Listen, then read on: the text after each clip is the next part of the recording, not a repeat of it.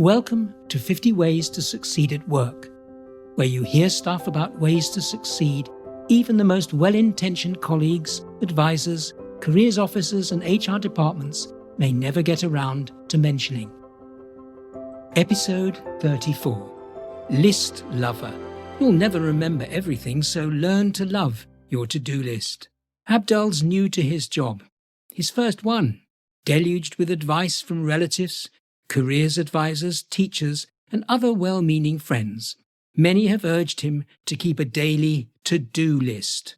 After his induction to the new job, Abdul starts tackling the tasks suggested by his new senior colleague. None of the tasks seem tricky, so he starts to lay out his shiny new to-do list. The supervisor's duties are the first 3 bullet items he puts on his smartphone. That way all the items become readily available. Hi Abdul, I just thought I'd check in on you. How are you getting on? Yeah, okay, I suppose. My task list has morphed into a monster.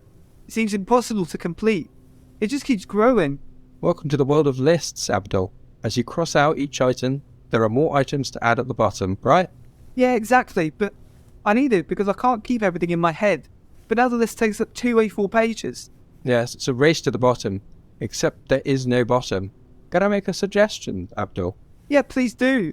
No, I can't live with over 30 items. Keeping lists can help you focus, Abdul, but in my experience, and according to the research, most fail because people expect too much of them. Really? How can I avoid that happening to me?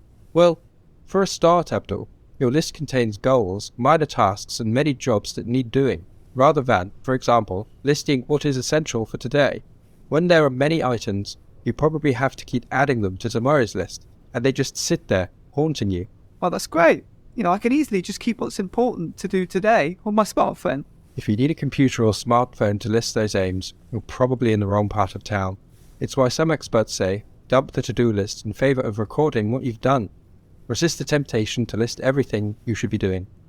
That mega list may look impressive, but it can make you feel like a failure. I recommend you prune it to within an inch of its life. Now let's relate Abdul's experience to your situation at work. People tend to have 3 main questions when it comes to keeping lists.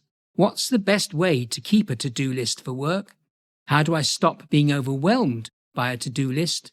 And what are the 3 questions I should ask myself to prioritise my to-do list? There are lots of good ways of keeping your to-do list, as diary entries, in a notebook or post-it notes, scribbles on a whiteboard, your phone or your laptop.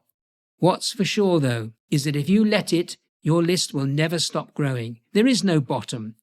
Focus instead on what's the most important thing for me to do today to get done. To stop being overwhelmed by your to-do list, some people swear by listing only 3 items during the day, no additions allowed. Others swear by 5 or 10 things. If you have more than a dozen entries, you need to rethink. To stop your list from becoming overwhelming, as happened to Abdul, review each item for whether it needs to be done today, by me, or at all. Finally, as you review the list, did you spend the amount of time on specific tasks that you intended? That is, did you get distracted? And if so, why? So what action am I proposing? Well, first, you can't keep everything in your head. A modest, well-kept list can be a lifesaver. Break big projects into smaller tasks without necessarily always adding these to your daily list. Prioritise your list and keep refining it so that you can plan. And my takeaway from all of this? A list can make your life at work more manageable, but only if you keep it simple by frequently reprioritising. If your to-do list is longer than 5 or 6 items for the day, give it a rethink. You've been listening to an episode of Andrew's 50 Ways to Succeed at Work. For more episodes, subscribe free to my regular weekly podcasts. You can catch up on past ones at the 50ways.site, where you can also become a Foundation member with access to e-learning units, further reading links, and the forum, where you can ask questions, share problems, and join a growing community of people who seriously want to succeed at work. Now there's a new book and an audio version called, you guessed it, 50 Ways to Succeed at Work. Buy it at Amazon or the 50ways.site. Unmissable. Thanks for listening, and bye for now until next week.